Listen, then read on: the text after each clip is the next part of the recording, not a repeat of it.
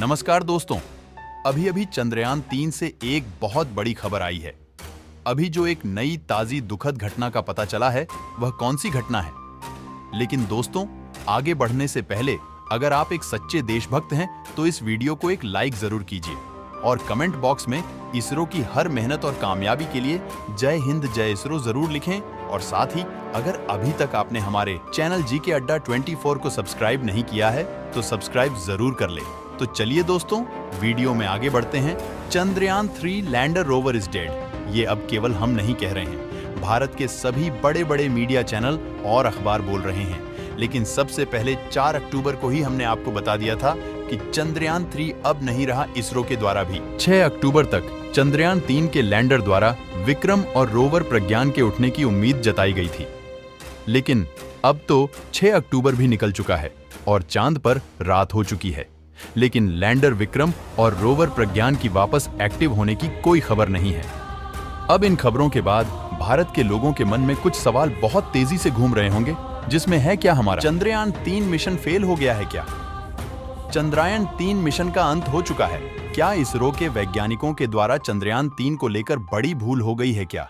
चंद्रयान 3 अब कभी जिंदा नहीं हो पाएगा क्या? हमारे चंद्रयान 3 को किसी ने हैक कर लिया? क्या हुआ था चांद की रात में लैंडर और रोवर के साथ? इन सभी सवालों के जवाब जानने के लिए हमें थोड़ा पीछे चलना होगा। जैसा कि आपको पता ही होगा कि 2 अगस्त को रोवर प्रज्ञान को और 4 अगस्त को लैंडर को सुरक्षित पार करके स्लीप मोड में डाल दिया गया था। जब 4 अगस्त को विक्रम लैंडर को इसरो के द्वारा स्लीप मोड में डाला गया था, उससे पहले इसरो वैज्ञानिकों द्वारा विक्रम लैंडर के साथ टेस्ट भी किया गया था। यानी इसरो वैज्ञानिकों ने विक्रम लैंडर के इंजन को स्टार्ट किया, जिसकी वजह से विक्रम लैंडर चांद की सतह से 40 सेंटीमीटर ऊपर उठा और उसके बाद वैज्ञानिकों के द्वारा विक्रम लैंडर की लैंडिंग की जगह बदलते हुए 30 से 40 सेंटीमीटर दूर वापस से चंद्रयान 3 लैंडर विक्रम को चांद के सतह पर नई जगह पर उतार दिया गया। उसके बाद लैंडर को स्लीप मोड में डाला गया,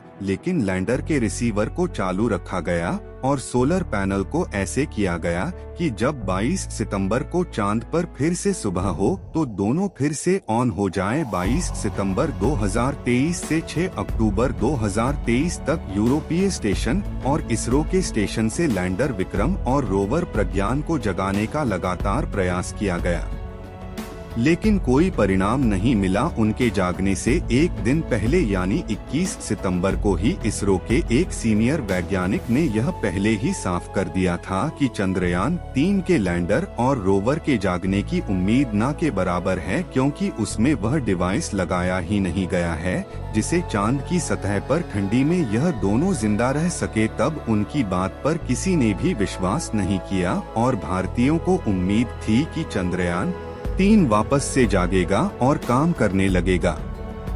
लेकिन अब उन सीनियर वैज्ञानिक की ही बात सच हुई है। अब आप सोच रहे होंगे कि वह डिवाइस था क्या? आखिरकार वह कौन सा डिवाइस था और इसरो वैज्ञानिकों ने इसको क्यों नहीं लगाया? इसरो के सीनियर वैज्ञानिक जिस डिवाइस की बात कर रहे थे उसे रेडियो आइसोथर्म इलेक्ट्रिक जनरेटर कहते हैं। इसका इस्तेमाल बहुत साल पहले समय से होता चला रहा है। अमेरिका का नासा तो इसका इस्तेमाल 1960 के दशक से अपोलो मिशन के दशक से करता आ रहा है। इसके अलावा रूस और चीन के नेशनल स्पेस एडमिनिस्ट्रेशन द्वारा भेजे गए मिशनों में भी किया जा चुका है।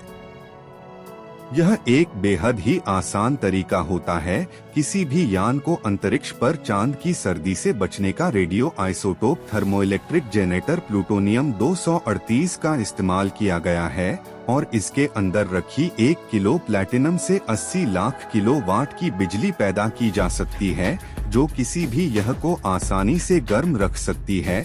अब आप सोच रहे होंगे कि जब यह इतना ही आसान है तो इसरो के वैज्ञानिकों के द्वारा चंद्रयान 3 में इसका इस्तेमाल क्यों नहीं किया गया?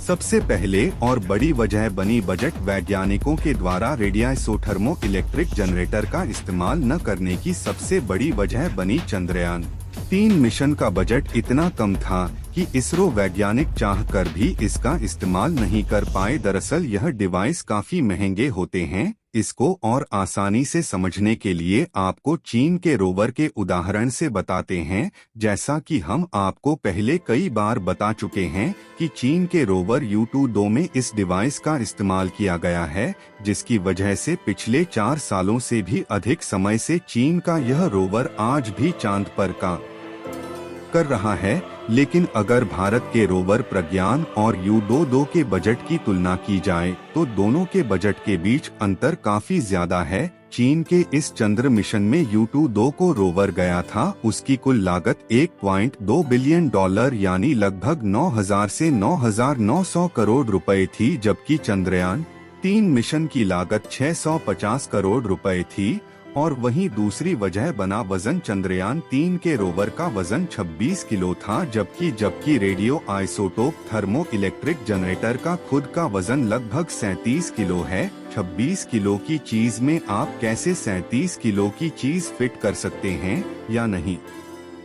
रोवर में इसको फिट करना संभव था। अब आपके दिमाग में सवाल आ रहा होगा, जब इसको रोवर में फिट करना इतना कठिन है तो चीन ने कैसे किया? तो इसका भी जवाब हम आपको देते हैं।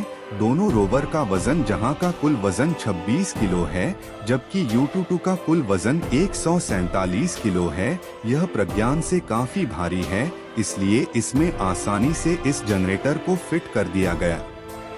अगर रोवर का वजन बढ़ा दिया जाता तो पहले ही इसरो ने कम बजट की वजह से चंद्रयान 3 को 40 दिन तक घुमाकर चांद पर लैंड करवाया, और अगर वजन बढ़ा दिया जाता तो इस बजट में चांद पर पहुंच गए और उतरने में दोनों में समस्या बढ़ जाती। यानी साफ है कि चंद्रयान 3 मिशन फेल नहीं हुआ है, बल्कि इसका सफलतापूर्वक अंत हो चुका है। इसरो वैज्ञानिकों के पास इस मिशन के लिए जितना बजट था उसके हिसाब से उन्होंने बेहतरीन काम किया।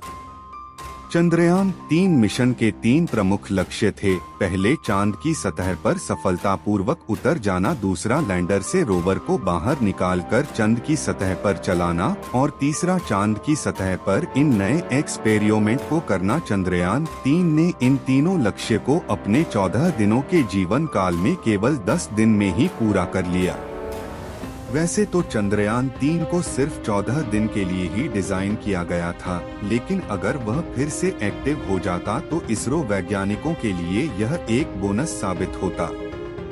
चलिए दोस्तों, इस वीडियो को यहीं पर खत्म करते हैं।